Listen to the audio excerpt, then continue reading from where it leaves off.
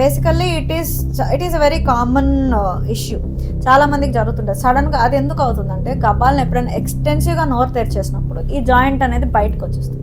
మనకి shoulder dislodge అయింది, dislocate అయిందని చెప్పుకుంటారు, కామన్గా అలవాటు కదా, భుజం జారింది అని చెప్పి. అలాగే దవడ జారింది అనుకోవచ్చు.